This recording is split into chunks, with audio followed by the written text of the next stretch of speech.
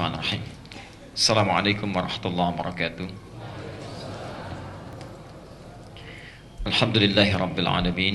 Wassalatu wassalamu ala rasulillahil karim wa ala alihi wa sahbihi ajma'in. Amma ba'd. Fa ya ibadallah, usi nafsi wa iyyakum bitaqwallahi faqad fazal muttaqun fala tamutunna illa wa antum muslimun. Faqala ta'ala mudhakkiran bidzalika ya ayyuhalladzina amanu taqullaha haqqa tuqatih wa la tamutunna illa wa antum muslimun. Wa qala ya ayyuhan nasu ittaqu rabbakumul ladzi khalaqakum min nafsin wahidah wa khalaqa minha zawjaha wa batha minhuma rijalan katsiran wa nisaa'a wattaqullaha alladzi tasaaluna bihi wal arham innallaha kana 'alaikum raqiba. Bapak dan Ibu sekalian, saudara-saudariku rahimani wa rahimakumullah. Semoga Allah senantiasa mencurahkan rahmatnya kepada kita semua, menyayangi kita dan memberikan taufik kepada kita, membimbing aktivitas kita sehingga dapat memperbaiki amalan di sisa usia hidup kita ini untuk lebih berkualitas dan nampak baik sebelum kita kembali kepada Allah Subhanahu wa taala. Hadirin, seperti pernah saya sampaikan dalam berbagai pertemuan bahwa Nabi sallallahu alaihi wasallam memberikan ciri-ciri, sekali lagi Nabi SAW memberikan ciri-ciri bagi seorang yang dikatakan baik menurut pandangan agama. Ya. Jadi orang baik itu ada petunjuknya dari Nabi. Ya. Barangkali menurut kita hari ini saya sudah menjadi orang baik. Ya. Menurut kita sudah dipandang baik oleh tetangga. Tapi barangkali menurut Quran, menurut Sunnah, kita belum baik. Ya. Maka disampaikanlah oleh beliau salah satu sabdanya, terdapat dalam Sahih Al-Bukhari, nomor hadis 71. Perhatikan kalimat beliau. Man yuridillahu bihi khaira, man yuridillahu bihi khaira yufaqqihhu fid din. Saya sering ulang-ulang ini. Man yuridillahu bihi khaira, siapapun yang diinginkan oleh Allah memiliki sifat-sifat baik, berubah menjadi orang yang baik, ya. Kalau ada kata man, itu isim mausul, kata yang menunjuk kepada konjungsi, kata sambung, atau menunjuk kepada orang, subjek, ya. Tapi bentuknya umum. Bisa laki-laki, bisa perempuan, bisa dewasa, bisa kecil, ya, bisa tua ataupun muda. Ya. Di siapapun yang diinginkan oleh Allah berubah menjadi baik, memiliki sifat-sifat kebaikan, maka ciri pertamanya yufaqqihhu fid din, akan dipahamkan dia mengenai urusan agamanya. Ya. Jadi hati-hati kalau sampai saat ini misalnya, mohon maaf sebelumnya, ada di antara kita yang harta bendanya bertambah di rumah, alhamdulillah. Ya. Tapi kalau belum paham tentang tuntunan agamanya, dia tidak bisa membedakan yang baik dengan yang keliru, ya, yang benar atau yang salah, ya. Maka dalam pandangan agama dia belum termasuk pada orang yang baik. Atau meningkat kedudukan, alhamdulillah, ya. Bapak dapat promosi jabatan, alhamdulillah, ya.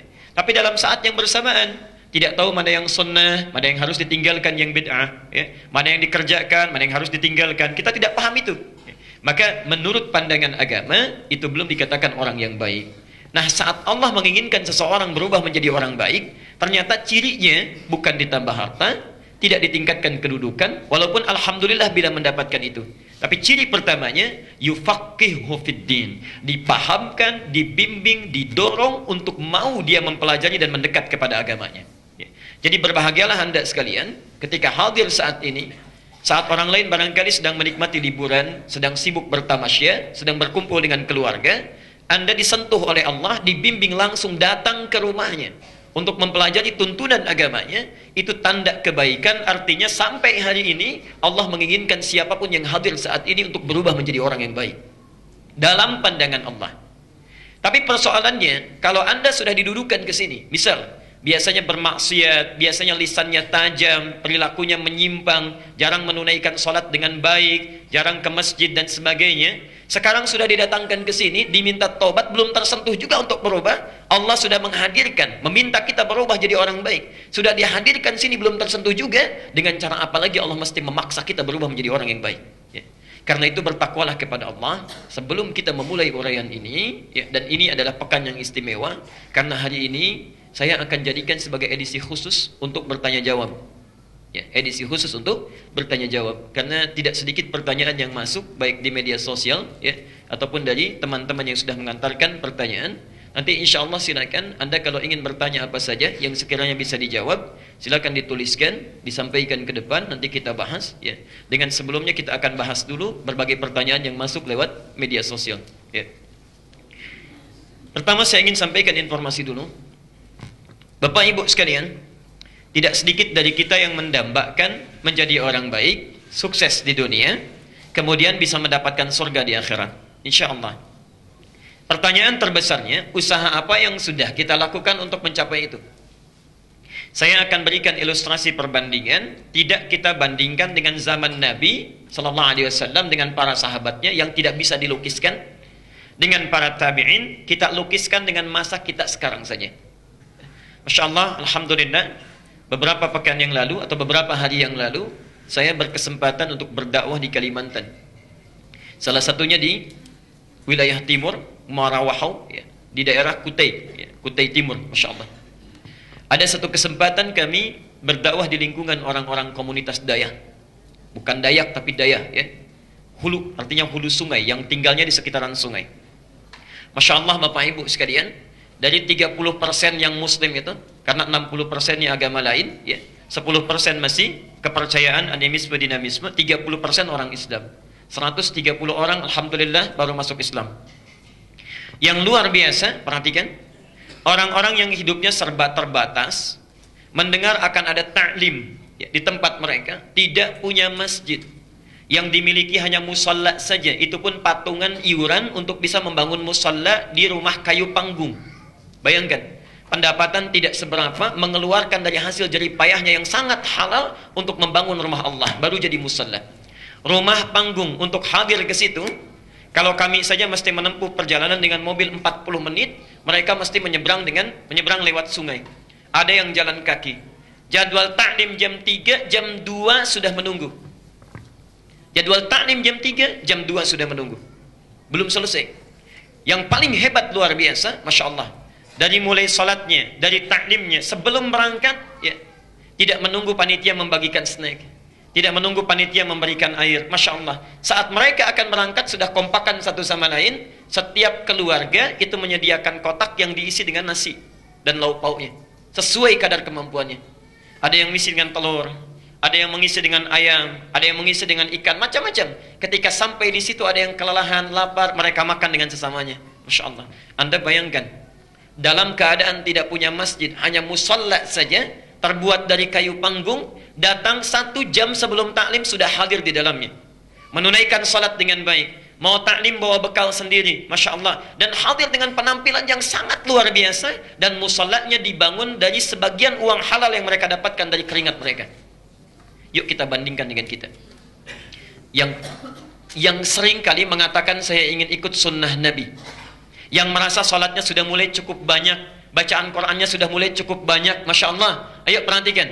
Satu, mari kita lihat, kalau orang yang rumahnya kayu saja, bentuk musalla saking semangatnya luar biasa. Anda yang sudah dibangunkan masjidnya luar biasa baiknya, fasilitasnya lengkap, keadaannya menenteramkan, yang kalau di luar panas di dalam bisa sejuk, yang kalau di luar dingin di sini bisa berteduh, Masya Allah, segalanya ada. Bahkan datang pun masih ada air minumnya juga. Kalau dengan semua fasilitas itu Anda belum tersentuh untuk belajar, dengan cara apa lagi mesti difasilitasi? Yang luar biasa, Nabi SAW, Nabi, Rasul, dijamin masuk surga, bebas dari kesalahan, tidak ada hisabnya, tingkat surga paling tinggi, langsung melihat Allah tanpa hijab. Masya Allah, masih sempat-sempatnya taklim dengan Jibril. Setoran Qurannya pada Jibril. Bahkan di akhir hidupnya 2 kali membacakan Quran kepada Jibril alaihissalam. Ya. Saya, antum, kita semua bukan Nabi, bukan Rasul, hisab menegangkan, amalan berantakan, surga belum jelas. Kalau dengan semua fasilitas yang ada, belum juga mau ikut taklim, belum mau belajar, Masya Allah, setinggi apa derajat kita di sisi Allah subhanahu wa ta'ala. Ya. Mereka datang tanpa pernah merasa putus asa, datang dengan semangatnya walaupun rumahnya panggung, tempatnya cuma musalla. Masya Allah, snacknya bawa sendiri. Ya. Kita kadang-kadang sudah disediakan segala fasilitasnya, belum tersentuh untuk belajar. Maka kalau Anda selama ini mengatakan, ya Allah, saya ingin punya cita-cita masuk surga, Masya Allah, hisabnya ringan, berjumpa dengan Rasulullah, jangan dulu membandingkan dengan sahabat, bandingkan dengan saudara-saudara kita dulu yang di pedalaman, yang mendekatnya kepada Allah luar biasa. Karena itu bertakwalah kepada Allah. Mari kita mulai materi kita, teduhkan hati kita. Yang datang ke sini penuh dengan maksiat, segera bertobat. Yang pernah punya salah kepada Allah, segera bertobat. Ya. bermaksiat pada orang tuanya, ya, mohon maaf, yang ada persoalan di keluarganya, menyimpang dari hukum Allah, segera tobat, datang ke sini, kita punya dosa, keluar dari rumah Allah ini, insya Allah telah berubah dalam kebaikan dalam pandangan Allah Subhanahu wa taala, ya. Segera perbaiki diri, jangan pernah kita merasa putus asa dalam ibadah sebelum kita dipanggil oleh Allah Subhanahu wa taala. Mudah-mudahan semuanya sudah diterima dalam keadaan baik. Okay. Bapak Ibu sekalian, hari ini kita akan bahas edisi yang khusus, ya, adalah seputar diskusi istifta atau membahas persoalan-persoalan yang muncul yang sekiranya ditanyakan atau muncul di masa-masa kini untuk kita berikan solusinya dalam pandangan agama kita, ya. Kalau sudah ada yang mau ditanyakan, silahkan nanti dituliskan kemudian dimajukan ke depan, ya. Sementara saya akan bahas dulu pertanyaan-pertanyaan yang muncul lewat media sosial, ya. Ini saya rangkum, ada yang masuk lewat YouTube, ada yang masuk juga lewat Facebook, lewat BBM dan sebagainya. Materi yang disampaikan dan dirangkum via YouTube ini, saya tidak mengelola adminnya. Jadi saya tidak menjawab langsung di media itu, ya. Tapi saya menyimak, melihat, dan pertanyaan-pertanyaan dimaksud nanti saya akan keluarkan. Kita ambil beberapa sesi nanti untuk membahasnya, ya. Kita jawab dulu pertanyaan yang pertama, ya, dari saudara kita Abu Faisal dan Kesya, ya, ini dari Bandung, menanyakan, bismillahirrahmanirrahim, salam, bagaimana hukumnya, maksudnya assalamualaikum, ya.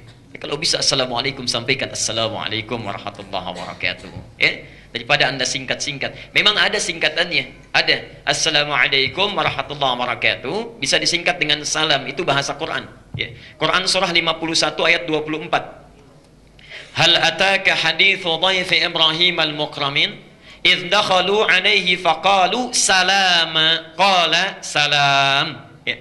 Pernahkah anda dengar kisah tentang tamu-tamu yang datang ke rumah Nabi Ibrahim itu?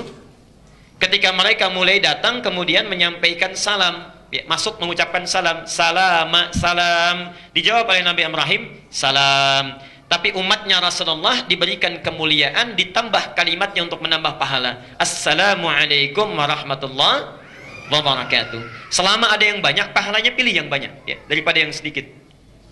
Assalamualaikum warahmatullahi wabarakatuh. Waalaikumsalam warahmatullahi wabarakatuh. Bagaimana hukumnya membaca Al-Quran yang sedang ramai dibicarakan, yang dimaksudkan dalam langgam Jawa, ya. Sedangkan sikap mayoritas yang dasarnya tidak suka atau menolak, baik benar atau salah, sepertinya perlu mendapatkan perhatian dari ulama kita. Mohon diberikan bimbingan dan arahan dengan hujjah yang dapat dipertanggungjawabkan, ya. Jazakallahu khair, Allah jazakum khair insyaallah. Baik Bapak Ibu sekalian, barangkali pertanyaan pertama ini juga mewakili, ya, sebagian dari pertanyaan-pertanyaan yang mungkin akan disampaikan atau ditanyakan di berbagai tempat. Mari kita bedakan dulu dua hal yang terpisah, ya. Karena pernyataan juga ada pernyataan di kalangan pejabat yang menyampaikan satu pendapat, ya, bahwa qiraat dan langgam itu, ya, merupakan hal yang sifatnya ada tuntunan dalam agama dan memiliki nilai kreativitas, ya. Qiraat dan langgam. Saya ingin garis bawahi dulu, kita mesti bedakan ada yang dimaksud dengan qiraat dan apa yang dimaksud dengan langgam, ya. Jadi ada qiraat, ada langgam, ya. Ada qiraat, ada langgam. Terima kasih banyak. Ada qiraat,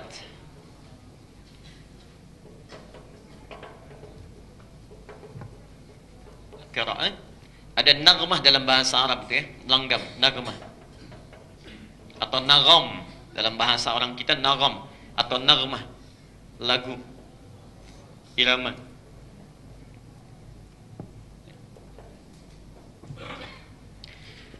Dua hal ini antara qiraat dengan naghmah itu dua hal yang terpisah, tidak sama, ya. Tolong dibedakan. Satu, apa yang dimaksud dengan qiraat? Qiraat itu adalah cara baca Al-Quran, cara membaca Al-Quran berdasarkan dialek Arab yang telah ditetapkan oleh Rasulullah SAW. Ya. Cara baca Al-Quran berdasarkan dialek Arab, ya, yang telah ditetapkan oleh Rasulullah Sallallahu Alaihi Wasallam.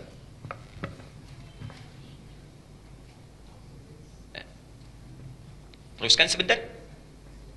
Bapak Ibu sekalian, saya ingin berikan pengantar sebentar. Orang Arab seperti halnya kita, itu juga memiliki suku-suku, ya, daerah-daerah, ya, dengan komunitas yang berbeda, masing-masing umumnya memiliki dialek atau lahjah yang berbeda. Sebagai ciri khas karakter, lahjah namanya. Lahjah, dialek.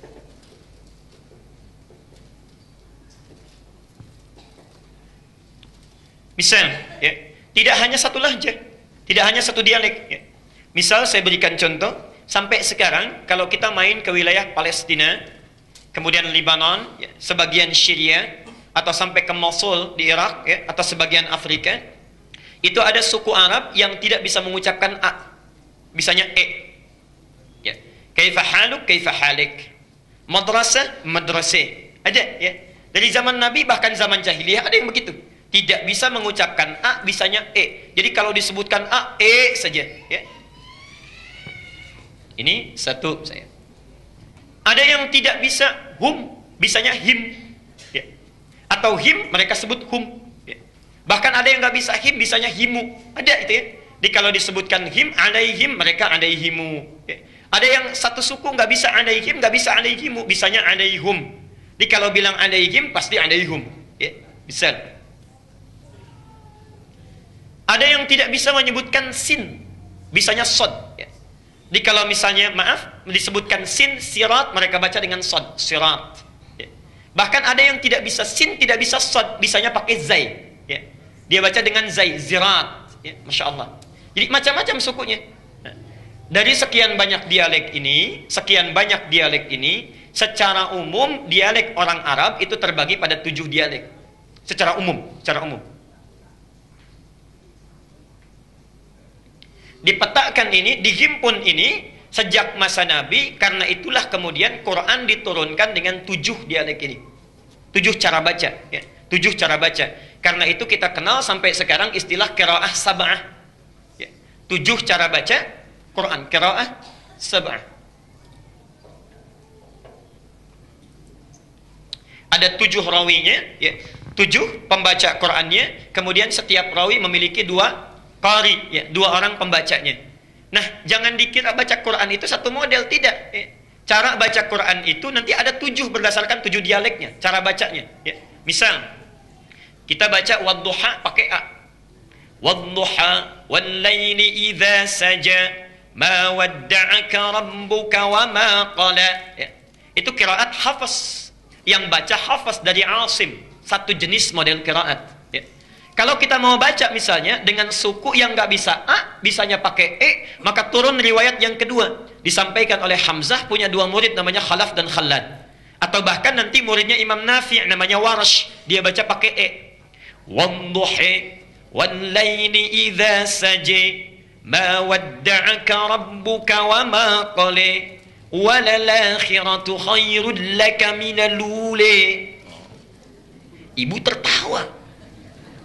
Tapi kalau kita bacakan dengan A pada yang komunitas lisannya dengan E, mereka tertawa. Saya pernah bacakan itu, ya, begitu datang mushaf dari Indonesia, kami mengajar saat di Tripoli, ya, saat mengajarkan wadduha, itu cekikikan tertawa. Kok begitu ya katanya bacanya? Karena mereka nggak biasa, ya, Masya Allah. Nah, ayat yang dibaca tetap sama, ya rahmatullah. Ya. Ayat yang dibaca tetap sama, maknanya sama, cuma cara bacanya beda. Contoh. Maafkan saya, contoh saja, tidak bermaksud membedakan, tapi untuk menampilkan keunikan. Ada orang Medan di sini. Ya, sepeda, dibilang apa biasanya? Sepeda. Ya. Antara sepeda dengan sepeda, bendanya sama nggak? Sama, cuma lisan cara bacanya mungkin yang berbeda satu sama lain. Ya, pengaruh lingkungan, ya, pengaruh tipologi geografisnya dan sebagainya. Ada di antara mereka, tadi saya sampaikan, nggak bisa baca sin. Bilang sin nggak bisa, bisanya pakai sod, ya. Karena itu baca ihdinas siratal mustaqim itu bahkan ada 3 cara. Pakai sod riwayat Hafs, ihdinas siratal mustaqim, kan? Ada bisa pakai sin riwayat Qalun, ihdinas siratal mustaqim. Bahkan ada yang tidak bisa pakai sin, tidak bisa pakai sod, pakai zai bisanya. Ada riwayat Qunbul, muridnya Ibnu Katsir. Ihdinas siratal mustaqim, pakai zai, ya. Jadi ada cara bacanya, semuanya sama cara bacanya, ya. Jadi tidak ada yang keliru, diturunkan berdasarkan dialek orang Arab sehingga memudahkan untuk membacanya. Kita yang di sini pakai riwayat Hafiz, ya. Yang ihdinas siratal pakai sad, ya. Kemudian pakai alaihim. Di Libya sana, termasuk Tunisia, itu pakai riwayat Qalun. Qalun, ya. Yang kalau him menjadi himu, kadang-kadang menjadi hum, ya. Kemudian sodnya menjadi sin. Jelas sampai di sini? Ibnu Katsir yang punya tafsir Ibnu Katsir itu bacanya pakai riwayatnya lain, sinnya pakai zai. Ihdinas siratal mustaqim, pakai zai. Masya Allah, ya. Jadi yang dimaksud dengan qiraat adalah cara baca Al-Quran berdasarkan dialek-dialek Arab ini yang telah ditetapkan oleh Nabi. Karena ada dialek tertentu yang tidak bisa digunakan untuk baca Quran. Jelas sampai sini? Baik. Satu. Jadi disebut dengan apa? Qiraat sab'ah. Ini sudah ada rumusnya dari ulama, ilmunya ada dalam ilmu qiraat, bukunya sudah dikarang, bahkan nazamnya sudah ada, Asy-Syatibiyah. Saya berikan contoh bukunya ini, ya.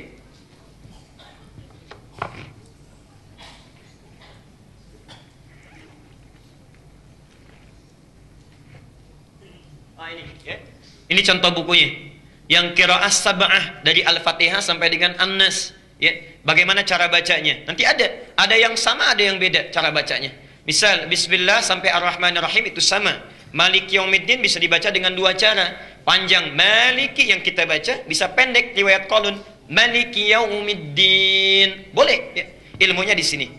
Kalau yang nggak bisa bahasa Arab, ada bahasa Indonesianya. Sudah diterjemahkan Nazam Syatibiyah karangan Mohsen Ali, itu dua jilid pengajar di PT IKI, warnanya hijau. Jilid pertama ada 378 halaman, jilid kedua 314 halaman, dua jilid warna hijau, ya. Jadi kalau mau belajar ilmu qiraat silakan. Ini yang dasar. Kalau nanti sudah mahir ini tambah 3 yang masyhur. Yang 7 ini boleh dipakai dalam sholat, ya, boleh, ya. Tapi dipakai sesuai dengan keumuman lahjahnya. Kalau di Indonesia umumnya pakai hafaz, maka jangan coba-coba pakai yang lain. Bisa rame nanti, ya, bisa rame. Saya ngimamin misalnya, kemudian pakai riwayat Warash. Wadduhi wal-laili idza saja ma wadda'aka rabbuka wa ma qala. Ini kayaknya orang Betawi nih ustaznya nih. Betawi aja nggak gitu-gitu banget, ya. Jamaah bisa bubar, ya. Maka sesuaikan dengan lahjah yang terbiasa. Tapi mesti kita paham, ini 7 bacaan dibaca dalam sholat. Ada lagi 3 riwayat yang kedua. Yang ini 7 disebut mutawatir, disepakati oleh ulama, boleh dibaca dan dipraktikkan dalam sholat. Yang 3 disebut dengan masyhur. Masyhur itu jumlahnya banyak yang meriwayatkan, tapi tidak sampai ke mutawatir. Boleh dibaca dalam bacaan Quran, tapi tidak boleh dibaca dalam sholat. Tambah yang 4 lagi, namanya qiraah syadzah. Syadzah itu qiraah tafsir, bacaan tafsir. Nggak boleh dibaca dalam sholat, tidak boleh dibaca dalam Al-Quran, tapi boleh dimaknai dalam tafsir. Jadi jumlah keseluruhan itu ada 14 qiraat. 7 yang disepakati dibaca dalam sholat, 3 hanya baca Quran saja nggak dibaca dalam sholat, dan yang 4 itu qiraah tafsir. Jelas sampai sini? Itulah qiraat. Nah, dalam rangka membaca Quran, baik menggunakan 7 qiraat memilih salah satunya, semua diikat oleh satu hukum Al-Quran, warattilil Qur'ana tartila, mesti dibaca dengan tartil. Mau pakai riwayatnya Hafiz, mau pakai riwayatnya Warash, Qalun atau Al-Bazzi atau yang lain sebagainya, semua bacaan itu mesti tartil. Tartil sesuai hukum bacaan. Jadi madnya nggak boleh beda. Ada mad arid disukun, bisa 2, bisa 4, bisa 6, ya. Ada makhrajnya, ada sifatnya. Kalau mau baca lewat riwayat apapun, setiap yang baca mesti tartil. Dari tartil inilah muncul ilmu. Saya agak cepat. Bagaimana supaya bacaan Qurannya benar? Kata Quran mesti tartil, ya. Supaya tartil muncul ilmu, namanya tajwid, ya. Namanya apa? Tajwid, ya. Jadi belajar Quran supaya tartil ini mesti belajar tajwid. Di tajwid itu dijelaskan sifatnya, dari mulai hukumnya, dari mulai hurufnya, makhrajnya, sifatnya dan sebagainya, ya. Kita belajar di sana. Jadi kalau Bapak Ibu mau baca Quran mesti belajar apa dulu? Tajwid dulu, ya. Bismillah. Saya teruskan. Nah, orang yang belajar ilmu tajwid, baca Qurannya benar, ya, pasti dari setiap bacaannya itu akan melahirkan irama-irama yang khusus. Nggak mungkin nggak berirama, pasti ada iramanya. Pasti ada iramanya. Ya. Saya beri contoh misalnya ya. Kita Al-Fatihah saja, Al-Fatihah yang ringan. Baik yang pakai bismillah dijaharkan atau disirkan. Bismillahirrahmanirrahim. Alhamdulillahi rabbil alamin. Ya. Baik, pasti ada iramanya. Panjangnya, pendeknya, mad tabi'i cuma 2 harakat, ya. Panjangnya sekian, iramanya sekian. Mad arid disukun pilih bisa 2, bisa 4, bisa 6. Kalau 2 itu pendek namanya qiraah hadar yang cepat sesuai tajwid. Kalau menengah itu bisa 4 harakat. Kalau panjang tiwal sampai 6 harakat boleh. Alhamdulillahi rabbil alamin. 6 harakat. Ar-Rahmanir Rahim. Misal, ya. Boleh, pasti ada irama. Setiap yang baca Quran sesuai dengan tajwid akan melahirkan irama yang bermacam-macam sesuai dengan hukumnya. Yang paling luar biasa, perhatikan sini. Irama yang muncul saat baca qiraat ini, subhanallah, adalah irama yang sangat khusus yang memiliki karakter sesuai dengan pembacanya dan sesuai dengan latar belakangnya. Ini yang paling luar biasa. Jadi Anda akan menemukan satu-satunya bacaan yang dibaca dengan irama yang khusus walaupun satu daerah itu cuma Quran. Cuma Quran. Contoh, orang Jawa dengan orang Palembang dengan orang Sunda lain kan kalau baca Quran? Baca Qurannya akan lain. Gak usah pakai lagu, akan muncul lagu dengan sendirinya. Kalau panjang pendeknya betul akan keluar. Orang tua dulu dengan yang sekarang itu akan lain. Orang Cina baca Quran dengan orang Jepang akan lain. Akan lain nadanya, tapi tajwidnya semua sama. Jangankan mereka, sama-sama orang Arab saja, lagunya bisa beda. Iramanya bisa lain. Alhamdulillahi rabbil alamin. Misal. Alhamdulillahi rabbil alamin. Sudah lain lagi. Antara Syekh Sudais dengan Mishair Rasid sudah lain. Al-Ghamidi lain lagi. Ya, Masya Allah. Itu semua orang Arab semuanya. Dan tidak ada masalah. Tidak ada masalah. Nah, yang demikian itu disebut dengan nagmah yang muncul lewat bacaan qiraat sesuai tajwid. Jadi bacaan tajwid yang baik saat membaca Quran akan melahirkan nagmah tersendiri. Jelas sampai sini? Baik. Satu, kaidah pertama.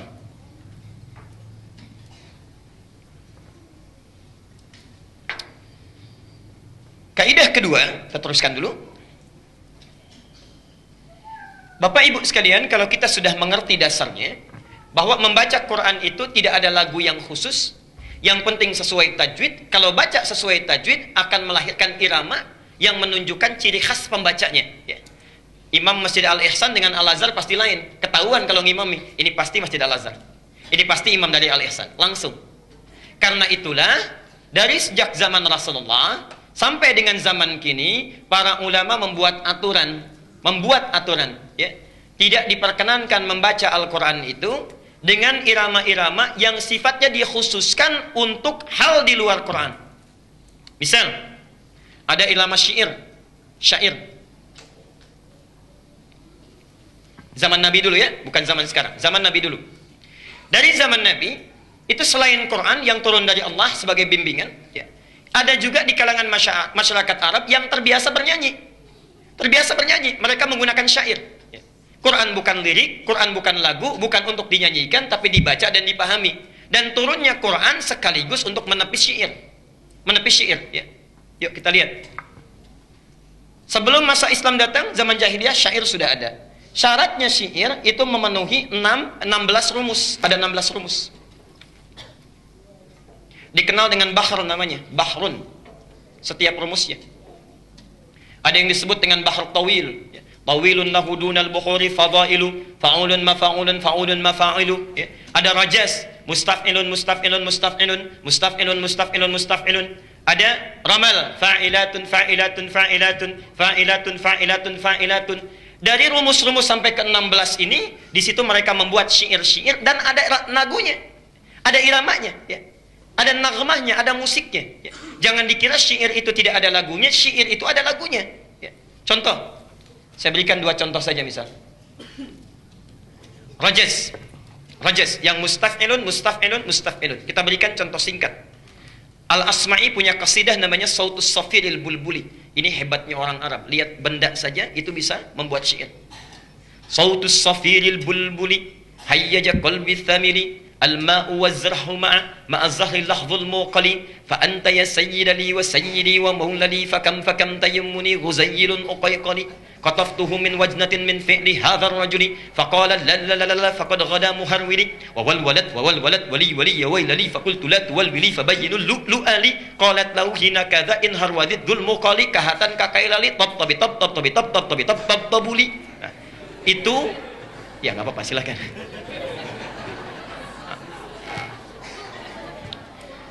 Itu yang mereka karang untuk menyanyikan supaya unta itu biasanya jalannya cepat ya. Jadi kalau ingin unta kan kadang-kadang jalannya malas ya, lambat. Nah, supaya unta jalannya cepat dinyanyikan syair tadi pakai rojas itu di antaranya ya. Misal kalau ingin mengangkat orang ya, kemudian menyanjung-nyanjung itu pakai romal ya. Pernah dengar kasidah ini? Ini dari syair. Tala'al badru alaina min thaniyatil wada'. Pernah dengar itu? Oke, pernah dengar? Baik. Kan ada ya lagunya ya. Itu dari syair asalnya. Rumusnya romal, bah romal. Tala'al badru alaina. Itu romal, ada. Tapi sejak zaman Nabi sampai sekarang gak pernah orang baca Quran pakai rumus ini. Wadduha wallaili idza saja. Gak ada. Astagfirullah kalau ada yang baca. Tidak ada yang baca karena bukan tempatnya ya.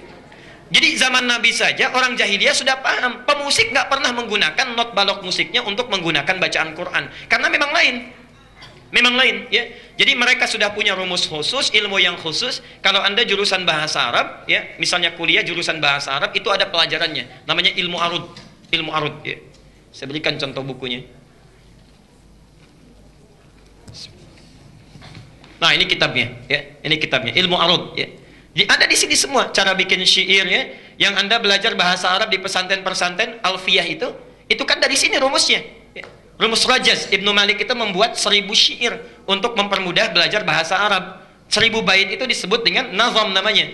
Kalamuna lafdhun mufidun kastaqim wasmun wa fi'lun thumma harfunil kalim wahiduhu kalimatun wal qawlu am wa kalimatun biha kalamun qad yu'am bil jarri wat tanwini wan nida wa al wa musnadin lil ismi tamyizun hasal bi tafa'alti fa'altu atat wa ya if'ali wa nun iqbalanna fi'lun yanjali. Ada semua ya.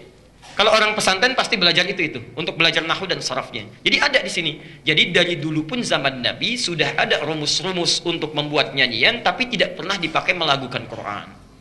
Karena itulah sepakat para ulama, perhatikan, lagu-lagu yang sekiranya dikhususkan nagmah atau langgam dalam bahasa kita, yang dikhususkan diketahui menjadi ciri khas musik tertentu, dipergunakan pada hal tertentu, maka tidak boleh diperkenankan untuk dijadikan bacaan Quran. Karena itulah di awal abad ke-20, para ulama ahli qiraat berkumpul memilih jenis-jenis nagmah untuk dipelajari yang tidak pernah digunakan pada musik. Muncullah pertama kali alirannya di Mekah, disebut dengan aliran Makawi atau Makki ya. Makki atau Makawi, Masya Allah. Ada jenis nagmahnya ya. Misal kita pernah dengar misalnya ada nada-nada Hijaz ya, Nahawan ya, dalam baca Quran ada Hijaz, ada Nahawan dan sebagainya ya. Itu asalnya dari Mekah awal abad ke-20, disempurnakan di Mesir. Munculnya para qari terkenal, Syekh Abdul Basit Abdul Somad, Syekh Husairi, lalu membuat rumus-rumus yang singkat, ada disebut bayati, dibagi lagi ada bayati qarar ya. Kemudian misalnya ada bayati apa lagi yang pernah didengar? Bayati asli, bayati qarar ya.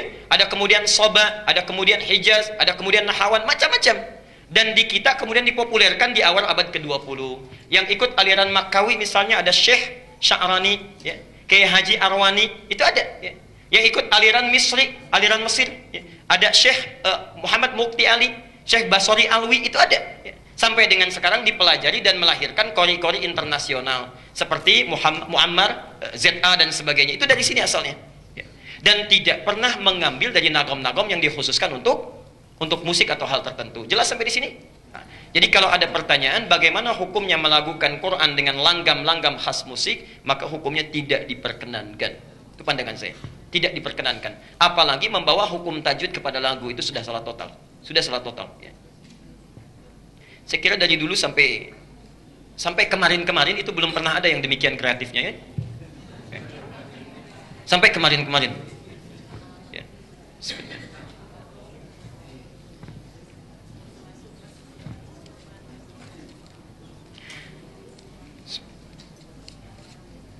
Jadi dari sini kesimpulannya tidak perlu lagi membacakan Quran dengan nada-nada tertentu, cukup kita baca sesuai tajwid akan melahirkan nada tersendiri. Jelas sampai sini? Ya. Jadi tidak perlu ada langgam Sunda, langgam Jawa, langgam Sumatera, langgam Banten, itu tidak perlu, ya. Tidak perlu, cukup baca sesuai tajwid memunculkan bacaan yang khusus, ya. Ya. Baik.